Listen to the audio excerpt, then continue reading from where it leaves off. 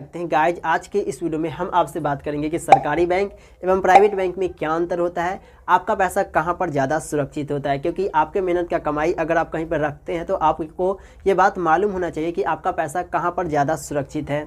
Guys, इसमें सबसे पहला आता है मिनिमम बैलेंस।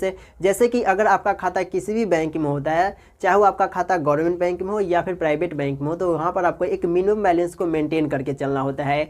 जैसे कि अगर आपका गवर्नमेंट बैंक हुआ तो वहाँ पर आपको 500 या फिर 1000 मिनिमम बैलेंस रखना ही रखना है। अगर आप उससे नीचे रखते हैं तो आपका अकाउंट क्लोज हो जाएगा।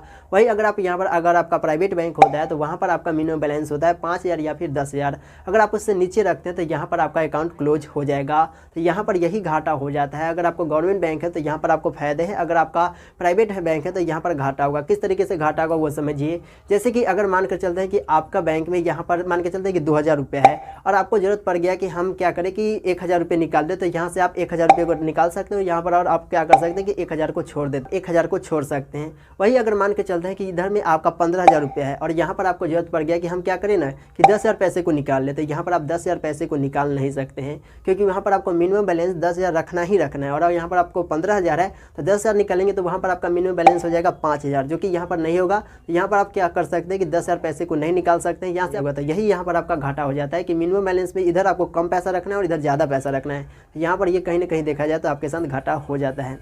सकते हैं गाइस, इसमें दूसरा आता है बैंक दिवालिया। यानी कि अगर कभी बैंक दिवालिया हो जाए तो उस कंडीशन में क्या होगा, तो हम आपको ये बता दें कि चाहे आपका गवर्नमेंट बैंक में खाता हो या फिर प्राइवेट बैंक में खाता हो, कहीं पर भी आपका खाता है तो दोनों के लिए सेम कंडीशन है। अगर बैंक दिवालिया होगा तो यहाँ पर आपको 1 लाख रुपया ही मिलता है। हो सकता है कि यहाँ पर आपको 5 लाख मिले, लेकिन हो सकता है कि यहाँ पर आपको पहले RBI यहाँ पर ये बोलते हैं कि यहाँ पर आपको 1 लाख रुपया मिलेगा, या फिर हो सकता है ज़्यादा से ज़्यादा हो सकता है कि 5 लाख मिले। चाहे आप उस बैंक में करोड़ों में पैसा जमा किए रहेंगे, उससे कोई फर्क नहीं पड़ता है। यहाँ पर आपको 1 लाख रुपये ही मिलेंगे, या फिर हो सकता है कि ज़्यादा से ज़्यादा यहाँ पर आपको 5 लाख रुपये मिले। तो यहाँ पर आपको ना घाटा होगा ना फिर फायदा होगा।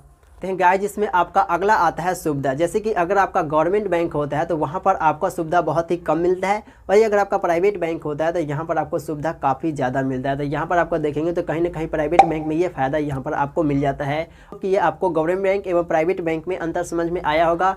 मिलेंगे एक नेक्स्ट वीडियो में एक नई जानकारी के साथ, तब तक के लिए जय हिंद।